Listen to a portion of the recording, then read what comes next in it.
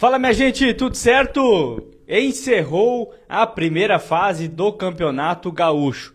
E a classificação é a seguinte, a classificação geral. Internacional em primeiro com 20 pontos, Juventude é o segundo com 19, o Grêmio é o terceiro com 17 pontos e o Caxias teve a melhor campanha entre os segundos colocados e ficou aí na quarta posição. Será aí os semifinalistas do Campeonato Gaúcho 2025. Mas antes, não te esquece de te inscrever no canal, ativar os sininhos das notificações e também deixar aquele like no canal Confraria, tá bom? Gente, o Campeonato Gaúcho encerrou hoje a sua primeira fase, né? E todos os jogos iniciaram no mesmo horário, ou seja, todas as partidas iniciaram às 16 horas e 30 minutos. O Inter recebeu o Monson no Beira-Rio e o Grêmio foi até Erechim, no Colosso da Lagoa, enfrentar a equipe do Ipiranga. Vamos começar então falando do Grêmio. O Grêmio que foi com o time praticamente reserva, aliás, mais do que reserva. O Grêmio foi com um time totalmente descaracterizado, né? Com muitos jovens, inclusive não foi nem com o técnico Gustavo Quinteiros. Quem comandou a equipe do Grêmio em Erechim foi o Leandro de Sábato, auxiliar técnico do Quinteiros. O Grêmio começou com a seguinte escalação, vejam bem. Grando foi o capitão, goleiro do Grêmio, João Lucas, Gustavo Martins, Natan e Vieri. Camilo, Dodi, Pepe, Monsalve, Aravena e Arezo. E no segundo tempo teve a presença de diversos garotos da base. E com estreia de Camilo Rangers, o volante que veio aí recentemente contratado pela equipe do Grêmio. Leandro de Sábato manteve praticamente a mesma formatação, a mesma orientação de Gustavo Quinteiros. Só justificando, o Quinteiros não foi a Erechim porque ficou treinando a equipe considerada titular para a partida diante do São Raimundo, que acontecerá no meio da semana em jogo válido pela Copa do Brasil. Uma grande viagem, uma extensa viagem da equipe do Grêmio, por isso o Grêmio fez esta logística. Eu não concordo em o Gustavo Quinteiros não ter ido para Erechim. E de qualquer maneira, ele é o técnico do Grêmio, né? E, bom, tem coisas que só acontecem no Grêmio. A gente viu o Renato fazendo isso e o Gustavo Quinteiros agora fazendo a mesma coisa. Eu não concordo com isso, né? Embora ele tenha um auxiliar técnico, mas é uma questão de opinião, tá? O Grêmio foi lá, venceu, tá tudo certo. Logo no início da partida, o João Lucas, lateral direito do Grêmio, foi expulso numa chegada onde a arbitragem entendeu que ele levou o cotovelo no rosto do jogador adversário. Por se tratar de um Grêmio praticamente descaracterizado, né? E é claro que esse mesmo time que enfrentou o Ipiranga hoje, ele já enfrentou outras partidas nesse Campeonato Gaúcho.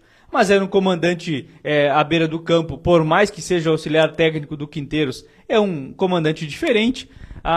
Muita garotada da base entrou principalmente no segundo tempo, mas o mais importante é que o Grêmio, mesmo com um a menos, conseguiu a vitória. Monsalve foi o responsável pelo gol tricolor, um baita golaço, e, como eu venho dizendo ao longo do tempo, Monsalve se candidata a ser titular da equipe gremista. Na minha opinião, Monsalve deveria ser o titular e não o Cristaldo. O Cristaldo está mais para um segundo atacante do que propriamente um 10 articulador. Até porque, na hora da questão defensiva, ele recompõe muito pouco, ou quase nada, melhor dizendo.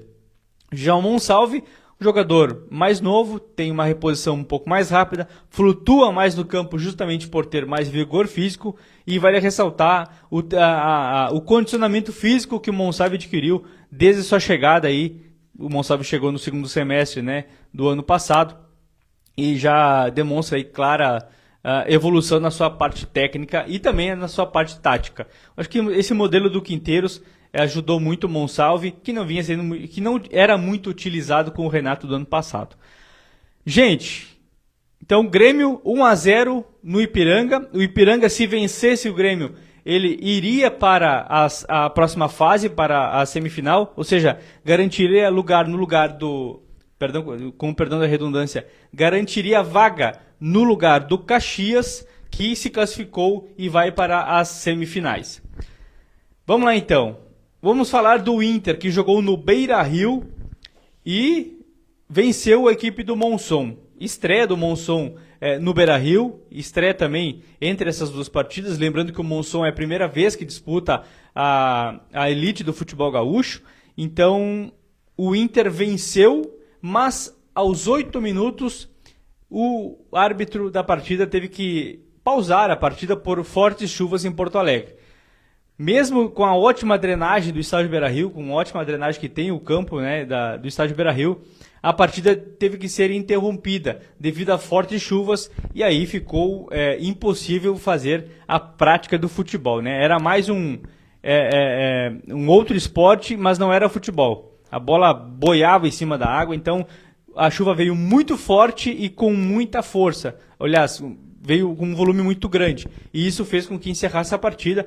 A partida ficou interrompida cerca de 30, 34 minutos. E aí, neste momento que os times retornam, né, do vestiário, o Inter não volta bem, volta um pouco sonolento, não entendendo muito bem o jogo. Por quê?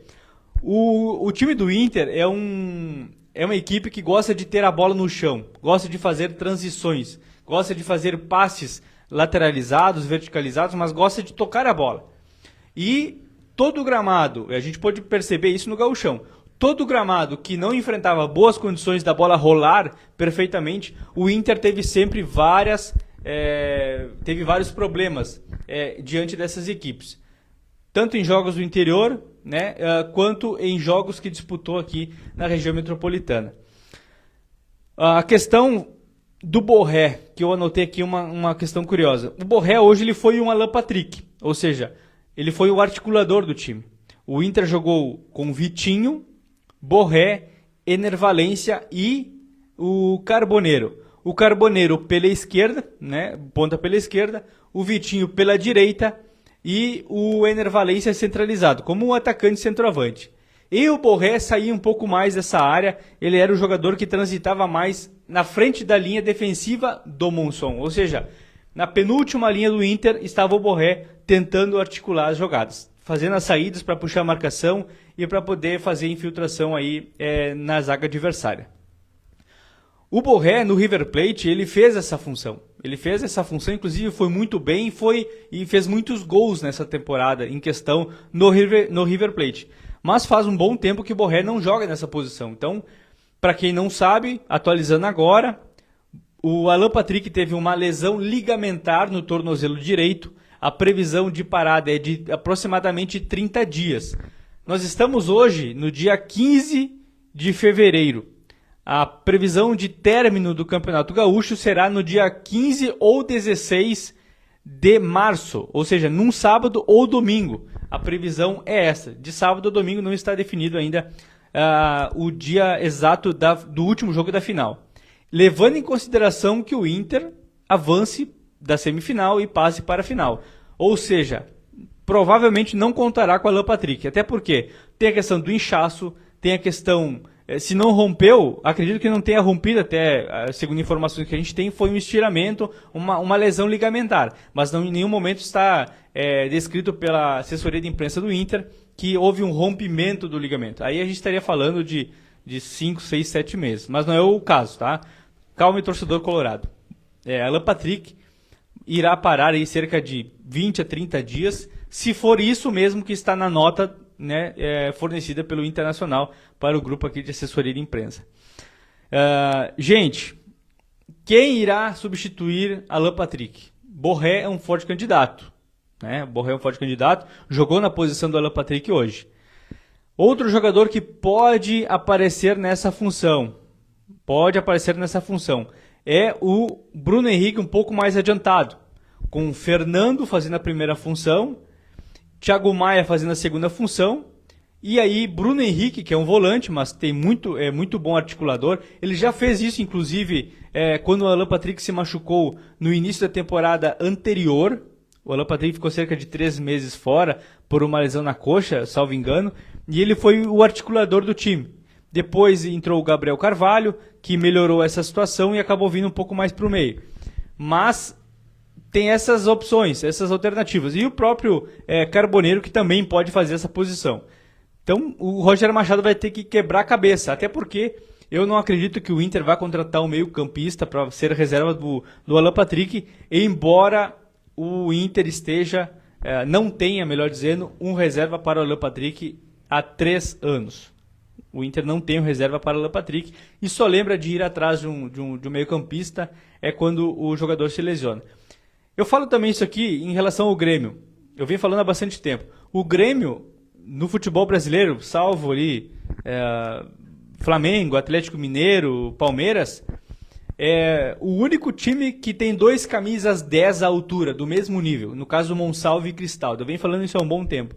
Já no Inter, se não tem o Alan Patrick, é um Deus nos acuda, quem arma, não tem gente que chega à frente. O Alan Patrick pode até estar no momento mais sonolento do jogo, mas em uma bola, uma enfiada à frente, ele consegue resolver deixar um atacante na cara do gol e resolve a partida. Bom, mais uma vez aí o Inter pagando o preço de não ter um substituto para o Alan Patrick. Ter um substituto à altura de Alan Patrick no elenco, isso não é caro. Caro é tu ter jogador de 800, 1 milhão, 1 milhão e meio, que não está jogando, ou é mal aproveitado, ou até mesmo 3, 4 jogadores que recebem na casa de 100, 150 mil para compor grupo, sendo que tem uma categoria de base inteira para fazer isso. Bom, essa é uma opinião. Os gols do Inter foram marcados por Bruno Henrique, numa bola que sobrou para ele, foi tocado numa triangulação de Carboneiro, Borré, que deu passe, deu assistência para Bruno Henrique, que bateu com a perna esquerda no canto direito do goleiro do Monson, abriu o placar. E na sequência, o Bernabé havia feito um gol impedido, né? Uma bola que teve o Ener Valencia saiu da posição de impedimento, recebeu a bola e tocou em diagonal pro Bernabé, uma baita bola, um gol muito parecido com o que ele fez contra o Atlético Mineiro no segundo turno do Brasileirão. Claro que ele não veio em alta velocidade, mas ele bateu uma bola em diagonal, mas o gol foi anulado por questão de impedimento. E o segundo gol do Inter, o Carboneiro chutou, foi até a linha de fundo, chutou para dentro da área, e o zagueiro do Monson aí colocou para dentro do gol. Repetindo então, as semifinais ficaram da seguinte forma: o Grêmio enfrentará o Juventude e o Internacional enfrentará o Caxias. Inter e Caxias, Grêmio e Juventude. Como será a questão do mando de campo? Bom, o mando de campo ficou decidido na questão, claro, prioritariamente o critério é a pontuação e também saldo de gols. Então, o Inter vai fazer o primeiro jogo em Caxias e o segundo jogo da semifinal será no Beira-Rio. Já o Grêmio, ele fará o primeiro jogo na Arena e o segundo jogo no Alfredo Jaconi. Bom, essa questão divide opiniões de torcedores. Tem gente que gosta de decidir o primeiro jogo em casa, tem gente que gosta de decidir o segundo jogo fora de casa, né? E eu, particularmente, acho melhor, né, a dupla Grenal decidir em casa. Tem a força do torcedor, tem toda essa questão aí que a gente sabe que, para nós gaúchos, isso faz muita diferença, né? A gente vai ficando por aqui, a gente volta a qualquer momento com outras informações da dupla Grenal, é claro. E não te esquece, se inscreve no canal, deixa o teu like e ativa os sininhos das notificações, tá bom? Um forte abraço, tchau, tchau.